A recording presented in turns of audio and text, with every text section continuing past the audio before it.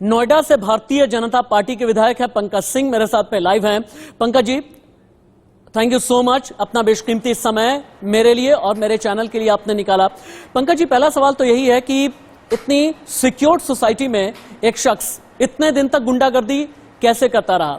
श्रीकांत त्यागी अपने आप को एक नेता बताता रहा, एक राजनेता बताता रहा, लखनऊ तक उसके जुड़े हुए तार भी बताता रहा और कोई भी उस पर काबू पा नहीं सका। ऐसा हुआ कैसे?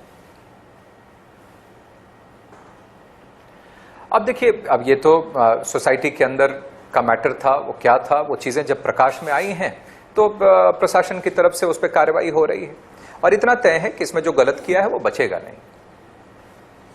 आपका ये कहना है कि जिसने गलत किया है वो किसी भी कीमत पर बचेगा नहीं, लेकिन ऐसा क्यों है कि श्रीकांत त्यागी के खिलाफ जैसे ही पुलिस ने दबिश देनी शुरू की 12 गुर्गे रातों रात पहुंचे, जबकि आप बहुत एक्टिव हैं, महेश शर्मा जी बहुत एक्टिव हैं, लेकिन श्रीकांत त्यागी के बारे में कुछ पता ही नहीं चल पा रहा।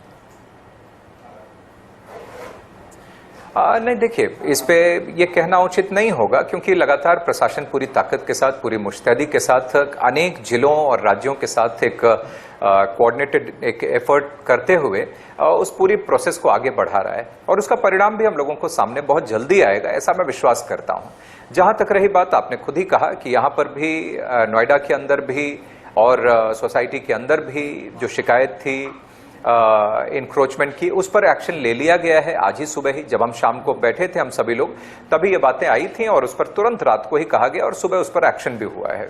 तो इतना तय है कि कोई भी व्यक्ति हो, कितना भी रसूख क्यों न रखता हो, लेकिन अगर गलत करेगा तो इस सरकार में बचेगा नहीं। क्या बुलडोजर चलने में देर हुई? क्या पुलिस एक्शन में कुछ लेट हुआ?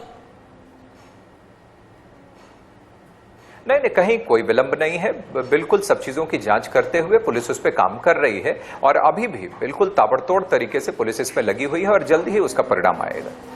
संगीन धाराओं में इससे पहले 6 केस हैं, नोएडा से लेकर के लखनऊ तक अलग अलग केस हैं श्रीकांत त्यागी के खिलाफ, लेकिन पुलिस इतनी लाचार क्यों?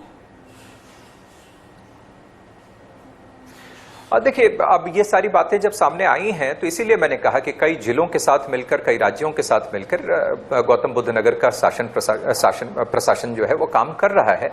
और देखिए, इतना तय है कि गलत मंसूबे जो हैं वो ध्वस्त होंगे और जो सत्य है, सही है, न्याय है, वही स्थापित होगा योगी आदित्यनाथ जी की सरकार में। इतना तय है, इतना तय है। किसी की हेखड़ी नहीं चलेगी। गलत तरीके से अगर किसी को रिप्रेजेंट अगर कोई करता है तो ऐसे लोगों के ऊपर भी कार्रवाई होगी। पंकज जी, आपके बारे में मैं पर्सनली इतना तो जानता हूं कि आप बहुत ही संवेदनशील हैं। मैं आपके बारे में यह भी जानता हूं कि नोएडा में रह करके लोगों के बीच जाकर के बहुत काम आप करते हैं, लोगों के मुद्दे उठाते हैं और उनके दुख दर्द को समझने की कोशिश करते हैं। लेकिन क्या यह बात सही है कि नोएडा, गाजियाबाद, ग्रेटर नोएडा, भंगेल साइड में कुछ ऐसे लोग हैं जो अपना एक कॉकस चला रहे हैं, कॉकस जिसमें रियल एस्टेट से जुड़े लोग हैं, जिसमें हेकड़ी दिखाने वाले लोग हैं, जिसमें गुंडे हैं, जिसमें ऐसे लोग हैं जो अपने आप को बताते हैं कि लखनऊ के राजनेताओं के साथ भी हमारे कॉन्टैक्ट्स हैं?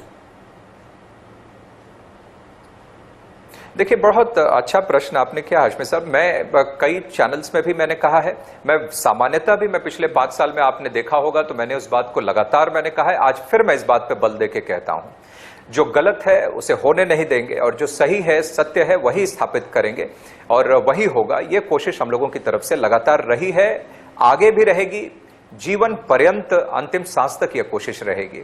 और साथ साथ मैं ये कहना चाहता हूं कि अगर कोई किसी भी तरीके से ये इस घटना को लेकर और भविष्य के लिए भी अगर किसी तरीके से किसी व्यक्ति, किसी दल का नाम लेकर अगर कोई गलत तरीके से रिप्रेजेंट करता है तो मैं आज ही आपके चैनल के माध्यम से भी मैं सभी अधिकारियों से लेकर अन्य ऐसे सभी लोगों को मैं संदेश देना चाहता हूं कि ऐसे लोगों के ऊपर सख्त कार्रवाई होनी चाहिए और हर कार्रवाई का आधार सिर्फ सही और गलत इसी आधार पर होना चाहिए। जो सही है वो स्थापित हो जाए, वो बचे, और जो गलत है वो चाहे फिर कितना ही बड़ा व्यक्ति क्यों ना हो, किसी भी दल से संबंध रखने वाला व्यक्ति क्यों ना हो, उसके ऊपर कार्रवाई होनी चाहिए और हो, और होती भी है। इस सरकार में हुई भी है, होती भी है, आगे भी होगी। इसमें कोई दो राय नहीं है कि बिना भेदभाव के कार्रवाई होती है। इसमें कोई दो राय नहीं है कि बिना भेदभाव के बुलडोजर चले भी हैं, और इसमें भी कोई दो राय नहीं कि आप और महेश शर्मा जी इस केस को लेकर के बहुत ही ज्यादा एक्टिव भी हैं और जैसा कि मैंने बताया बहुत ही ज्यादा सेंसिटिविटी दिखा भी रहे हैं। जाकर के आपने रेजिडेंट से मुलाकात भी की है, लेकिन क्या आपकी बातों का इशारा मैं ये समझूं